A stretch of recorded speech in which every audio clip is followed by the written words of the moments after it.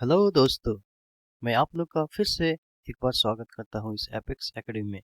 हमारे चैनल का थीम ही है education is for all.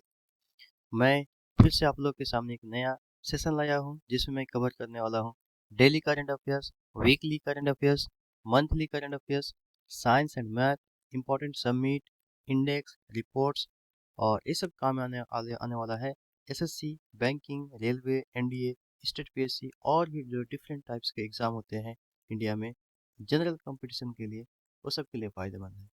Without delaying, first let's I start the question. First question, इससे पहले मैं आपको बता दूं, आप हमारे चैनल को ज़रूर सब्सक्राइब करें क्योंकि मैं इसमें अच्छे अच्छे कंटेंट लाता हूं। और इसमें लाइक करें, शेयर करें और ज़रूर से ज़रूर कमेंट भी ज़रूर करें। ये कमेंट मुझे बहुत ही ज़्यादा हौसला देता है। चलिए पहला हम क्वेश्चन शुरू करते हैं। Prime minister Narendra Modi was conferred with the Order of Oman, the highest civilian honor of Oman। Order of ओमन क्या है? हाईएस्ट सिविलियन ऑनर है ओमन का, जिसे प्राइम मिनिस्टर नरेंद्र मोदी को दिया गया है। ओके, तो आपको बताना है कि what is the capital of ओमन, कि ओमन का कैपिटल क्या है। अच्छा, उसके साथ साथ उसका करेंसी भी बता दीजिएगा। तो ओमन का कैपिटल क्या है? अमन, मस्कट, दोहा या अबू धाबी? तो आंसर है इसका मस्कट। क्या है? मस्कट। आपको पता है कि prime minister Narendra Modi ji 3 country के विजिट में गए हैं ऑफिशियल। पहला था, क्या था? जॉर्डन, फिर इथियोपिया और फिर लास्ट में ओमन। ओके, जॉर्डन का कैपिटल मैंने बताया अमन, इथियोपिया का अदिस अबबा, ओमन का मस्कट। ओके, अच्छा, ये जो हाईएस्ट सिविलियन ऑनर है, ऑर्डर ऑफ ओमन, ये सिर्फ ओमन ने नहीं दिया बल्कि इथियोपिया ने भी दिया था। इसको मैंने कल कवर किया था। तो आपको बताना है कि इथियोपिया का हाईएस्ट सिविलियन ऑनर का नाम क्या है। ओके, अच्छा, ये जो विजिट किया है पीएम मोदी ने, इसका एक स्टेट विजिट है ओमान के लिए। और ये दिखाता है उसके कंट्री इस कंट्रीब्यूशन को और बायलैटरल टाइज को स्ट्रेंथ करता है। ओके, ओमान क्या है? स्ट्रेटेजिक पार्टनर है इन द गल्फ कंट्री में। Okay, the port of the Duqm है, ये बहुत ही इम्पोर्टेंट है इंडियाज मैरीटाइम के लिए, इंडियाज मैरीटाइम की सिक्योरिटी के लिए ये पोर्ट बहुत ही इम्पोर्टेंट है। इसको आप थोड़ा ध्यान रखेंगे। ओके, फिर हम लोग चलते हैं नेक्स्ट क्वेश्चन की तरफ। Legendary Indian sculptor Ram वंजी Sutar passed away at the age of 101 December 18, 2025. Which iconic monument did he design? जो legendary इंडियन स्कल्प्टर है, स्कल्प्टर मतलब जो मूर्ति या स्टैचू बनाते हैं उससे क्या कहते हैं? स्कल्प्टर। इसका नाम क्या है? राम वंजी सुतार। ठीक है, ये 100 साल की उम्र में इसकी डेथ हुई है। ये किस आइकॉनिक मोन्यूमेंट को डिजाइन किया था? तो बहुत ही फेमस मोन्यूमेंट को डिजाइन किया था। अच्छा, बताइए कौन सा? Statue of equality, statue of belief, statue of unity और स्टैचू ऑफ प्रोस्पेरिटी? तो आपका सही आंसर है क्या? Statue of unity. और आपको पता होना चाहिए कि स्टैचू ऑफ यूनिटी कहाँ है? गुजरात में। कहाँ पे है? गुजरात में। ये सबसे दुनिया का सबसे वर्ल्ड का टॉलेस्ट स्टैचू है। इसकी ये कितने मीटर है? 182 मीटर है। ओके, सुतार को मतलब रामवंजी सुतार जी को पद्म विभूषण अवार्ड से सम्मानित भी किया गया है भारत सरकार ने। ओके, और ये मौजूद कहाँ पे है स्टेचू ऑफ यूनिटी? तो साधु बेट आइलैंड, नर्मदा रिवर में और एकता नगर के पास। इसमें पहले केवड़िया कहा जाता था। एकता नगर क्या कहा था? केवड़िया, गुजरात में। अच्छा, इसको बनाने वाला जो कंपनी था, लार्सन एंड टुब्रो, LNT। इसे शॉर्ट नेम है LNT, लेकिन फुल फॉर्म क्या है? Larsen and Toubro. Okay, I hope you understood the concept. Next question है, according to the bank of America, किसके हिसाब से? बैंक ऑफ अमेरिका के हिसाब से रिपोर्ट रिलीज्ड टुडे, आज ही एक रिपोर्ट रिलीज किया है। विच कंट्री हैज इमर्ज्ड मतलब उभरा है, as the largest global hub for active users of AI applications? कहता है कि कौन सी कंट्री सबसे ज्यादा लार्जेस्ट ग्लोबल हब के रूप में उभरा है जिसके पास सबसे ज़्यादा active user of AI application है, मतलब एआई को इस्तेमाल करने वाला या एआई एप्लीकेशन का यूजर जो है, एक्टिव यूजर है, सबसे ज़्यादा है किस कंट्री के पास? ओके, यूएसए, चाइना, इंडिया या जापान? ओके, इसका सही आंसर है हमारे प्यारा सा इंडिया। इंडिया एआई एप्लीकेशन के एक्टिव यूजर के रूप में ग्लोबल हब बन रहा है और इसके पास क्या लार्जेस्ट नंबर ऑफ यूजर्स है। Okay, the report highlights India's rapid digital adoption. Reports क्या हाईलाइट करता है कि जो इंडिया का जो रैपिड रैपिड रैपिड मतलब बहुत ही जल्दी जल्दी जो डिजिटल एडॉप्शन हो रहा है, ये बहुत ही जल्दी है। एंड मैसिव यूजर्स, बहुत ज़्यादा यूजर्स इसको यूज करते हैं। Best for AI driven mobile tools. Okay, ये सारी चीज़ों का इस्तेमाल करते हैं। फिर हमारा नेक्स्ट क्वेश्चन है, अच्छी बात है कि इंडिया डिजिटल एडॉप्शन में बहुत ही रैपिड ग्रोथ कर रहा है। नेक्स्ट क्वेश्चन है, which state government has announced the establishment of India's first dedicated forest university in Gorakhpur, okay, on this date? State government ने कहाँ का स्टेट गवर्नमेंट ने अनाउंस किया है कि फॉरेस्ट यूनिवर्सिटी बनाया जाएगा गोरखपुर में? अब जाहिर सी बात है, जब जगह का नाम आ गया है गोरखपुर, तो Gorakhpur is situated in which state? It is situated in UP. जब यूपी में गोरखपुर है तो यूपी गवर्नमेंट ही तो करेंगे ना, इसलिए इसका आंसर क्या है? उत्तर प्रदेश। ये क्या है? This will be premier institution, एक प्रीमियर इंस्टीट्यूशन होगा जो रिसर्च करेगा फॉरेस्ट्री में, वाइल्ड लाइफ और क्लाइमेट चेंज, ये तीनों के ऊपर करेगा। फॉरेस्ट्री जंगल में, जंगल जो होता है, वाइल्ड लाइफ जो वहाँ का जो जीव जंतु होते हैं जंगल में रहने वाले, उन सब के, और क्लाइमेट का जो चेंज होता है, इन सारी चीज़ों का रिसर्च करेंगे।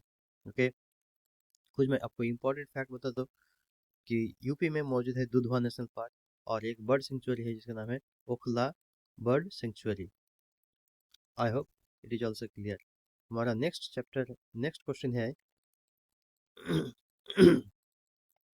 The Indian navy commissioned the INS 335 Ospreys squadron at INS Hassa on December 18, 2025. This squadron features which advanced aircraft? हमारे जो इंडियन नेवी है उसने INS 335, इसका सेकंड अनदर नेम क्या है? ऑस्प्रेज स्क्वाड्रन। इसको INS हसा में कमीशन किया है, मतलब इसमें शामिल किया गया है। तो ये जो स्क्वाड्रन है, ये किस एयरक्राफ्ट के फीचर्स को दिखाता है? ओके, राफेल एम या MH-60R सीहॉक या P8I पॉजिडन या MiG-29K? तो इसका सही आंसर है क्या? MH-60R Seahawk. और INS हासा है, ये कहाँ पे लोकेटेड है? गोवा में।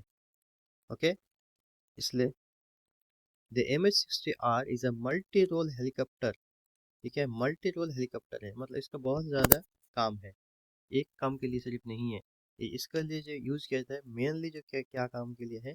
एंटी सबमरीन वॉरफेयर के लिए, कि एंटी सबमरीन वॉरफेयर के रूप में ये काम करेगा। तो वहाँ का एक नेशनल पार्क देखिए, मोलेम नेशनल पार्क है, जो गोवा का एकमात्र नेशनल पार्क है। ये भी आपको याद रखने की जरूरत है, स्टैटिक जीके में काम आएगा।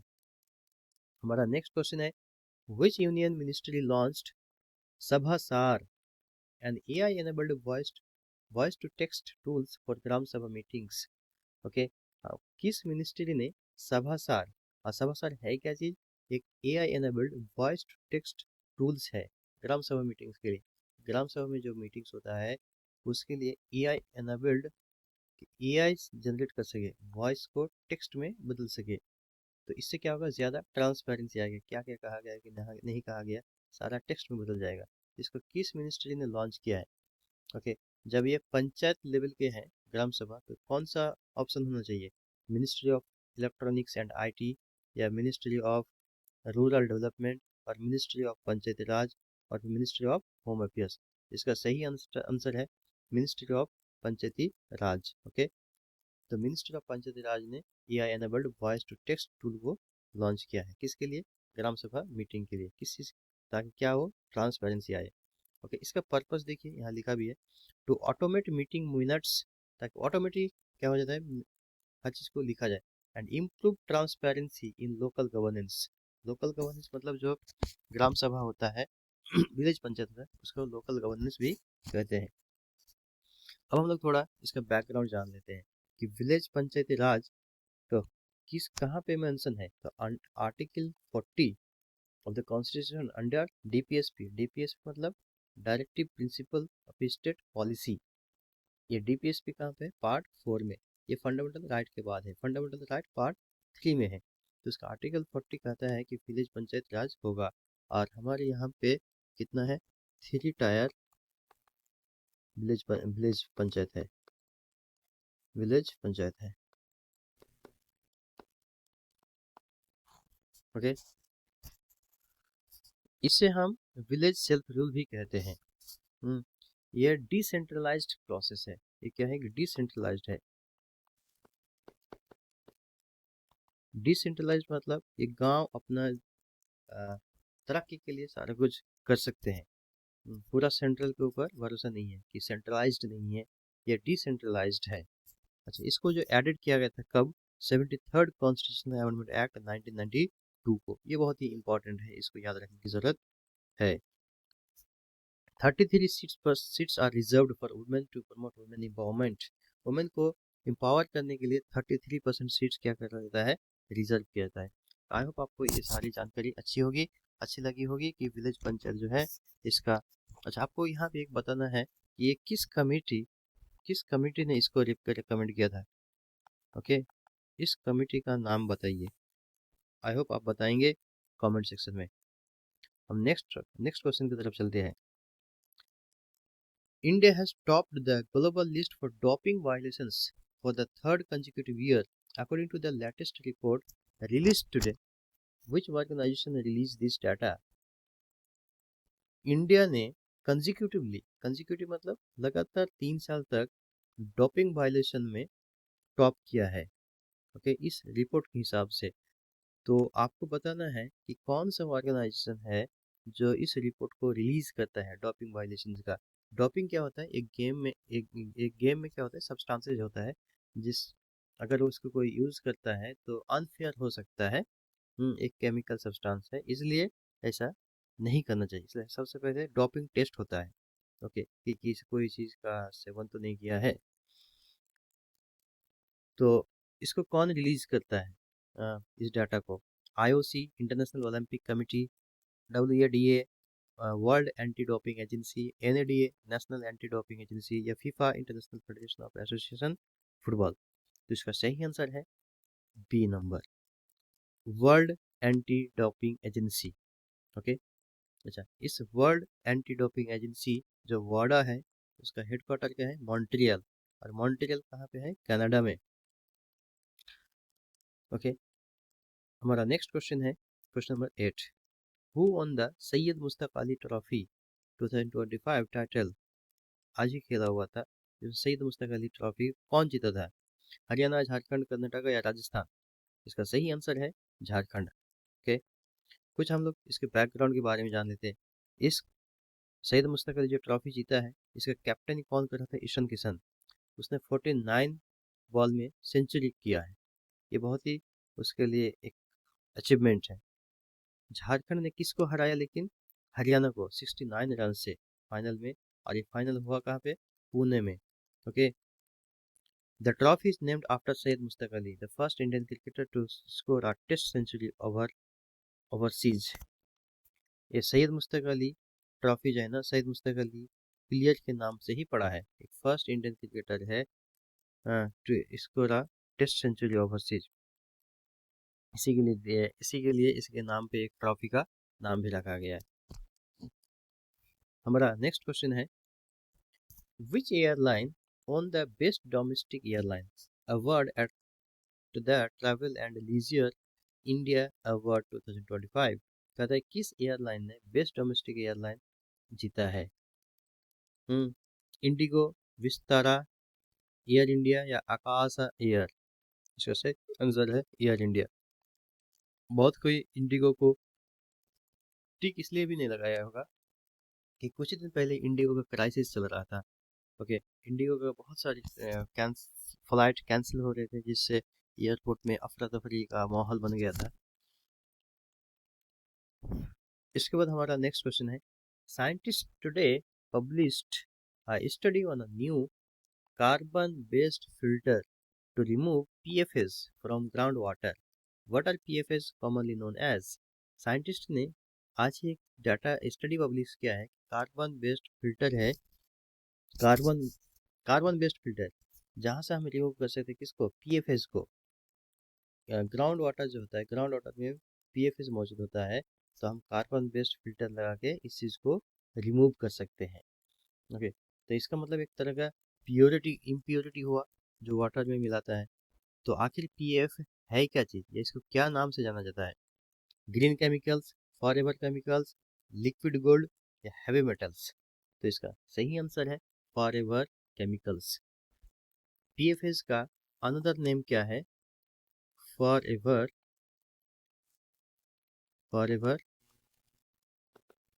केमिकल्स। ओके, मतलब ये फॉरएवर केमिकल्स क्यों कहा जाता है? क्योंकि हमेशा के लिए they do not break down in the environment और द ह्यूमन बॉडी। अगर ह्यूमन बॉडी में चला गया हो या फिर इन्वायरमेंट में हो, ये कभी टूटता ही नहीं है। कौन सी चीज़? PFAS। अच्छा, PFAS का फुल फॉर्म क्या होता है? पर फ्लोरो अल्काइल एंड पॉलीफ्लोरो अल्काइल सब्सटेंसेस। इसको अच्छे से याद रखिए, पर फ्लोरो अल्काइल एंड पॉलीफ्लोरो अल्काइल सब्सटेंस, ये इसका फुल फॉर्म होता है। इसी को निकालना है किससे? ग्राउंड वाटर से रिमूव करना है, हटाना है। क्यों? क्योंकि ये अगर बॉडी में भी चला जाएगा तो इसको ब्रेक डाउन नहीं होगा, डाइजेस्ट नहीं कर पाएगा हमारे बॉडी, जिसकी वजह से इसको ग्राउंड वाटर में रहना ज़रूरी नहीं है, इसलिए इसको निकालना ज़रूरी है, हटाना। अच्छा, ये जो PFAS होता है, इसमें क्या होता है? कार्बन फ्लोरीन बॉन्ड होता है, मतलब कार्बन और फ्लोरीन के बीच में बॉन्ड होता है, जो कि बहुत ही एक स्ट्रांग बॉन्ड होता है। ओके, जिसे तोड़ना बहुत ही आसान नहीं है। एक स्ट्रांगेस्ट बॉन्ड है इन ऑर्गेनिक केमिस्ट्री में, making them resistant to heat, water and grease. इन सारी चीज़ को इसको रेसिस्ट करता है, ताकि हीट से भी बचाता है, वाटर से बचाता है और ग्रीस से भी बचाता है। अब बताइए, इतनी खतरनाक चीज़ों को अगर हमारे बॉडी में जाएंगे तो क्या असर होगा? ओके, लास्ट हमारा जो ये है एक एक तरह का स्नैपशॉट है, मतलब उन्होंने क्या क्या देखे उसको हम एक नज़र और देख लेते हैं। वाटर ऑफ ओमान किसको मिला है? हमारे प्राइम मिनिस्टर नरेंद्र मोदी को। और ओमान का कैपिटल क्या देखा था? मस्कट। और वहाँ का करेंसी क्या था? Omani real. ओके, सभासार एक AI बेस्ड टूल है जो वॉइस को टेक्स्ट में ट्रांसफर कर देता है, मतलब जल्दी से ट्रांसफर होता है, बदलता है। ये किसके लिए यूज होता है? ग्राम सभा में। इसको रिलीज कौन किया है? मिनिस्ट्री ऑफ पंचायती राज। अच्छा, यूपी का पहला फॉरेस्ट यूनिवर्सिटी क्या कहाँ पे मौजूद है? गोरखपुर में। Okay, nuclear. और एक चीज़ है, कुछ दिन पहले कैबिनेट ने अप्रूव किया था शांति बिल। शांति बिल में क्या था कि जो न्यूक्लियर एनर्जी है, इसको भी प्राइवेटाइज कर दिया गया है, मतलब प्राइवेट इसमें भी पार्टिसिपेट कर सकते हैं। किसमें? न्यूक्लियर पावर में। इससे पहले सिर्फ गवर्नमेंट का ही इंटरफेयर था कि गवर्नमेंट ही इसका पार्टिसिपेट बनेगा और दूसरा प्राइवेट नहीं बनेगा, लेकिन अब इसको प्राइवेट को भी अलाउ कर दिया है। INS 335 ऑस्प्रे के बारे में हम लोग ने जाना। इसको सी हॉक हेलीकॉप्टर्स भी कहते हैं। MS-60R INS हादसा कहाँ पे मौजूद है? गोवा में। ओके, और एक और इम्पोर्टेंट है कश्मीर लॉजिस्टिक। इंडियन आर्मी ने एक टैंक को सक्सेसफुली इंडक्ट किया है। ओके, ये किस वैली में है? कहाँ से है? कहाँ पे किया है? तो कश्मीर वैली। और हाई ऑल्टीट्यूड रेडीनेस, अगर हाई ऑल्टीट्यूड है तो वहाँ पे काम आए तो लॉजिस्टिक के लिए, तो कश्मीर वैली में इसको इस्तेमाल करेगा, इस टैंक को। सैयद मुश्ताक अली ट्रॉफी के बारे में मैंने बताया, ये झारखंड ने जीता है। और इसका कैप्टन कौन रहा था? ईशान किशन ने। हराया किसको? हरियाणा को 69 रन से हराया, to win their first ever. ये पहली बार शायद इसका जीत है। बेस्ट एयरलाइन का खिताब किसे जीता है? एयर इंडिया को जीता है, बेस्ट डोमेस्टिक एयरलाइन। ओके, और फिर देखा कि स्टेचू ऑफ डेट देखा। हाँ, 70 foot statue of Lionel Messi. Lionel Messi कहाँ के प्लेयर है? अर्जेंटीना का प्लेयर है। और अर्जेंटीना का कैपिटल अर्जेंटीना का कैपिटल और करेंसी क्या है, ये आप बताइए। ओके, और ये फुटबॉलर है जो कोलकाता में आए थे। 70 फीट उसका स्टेचू बनाया गया है। दो रामसर साइट सिलिसेर लेक बहुत ही फेमस क्वेश्चन है, राजस्थान का।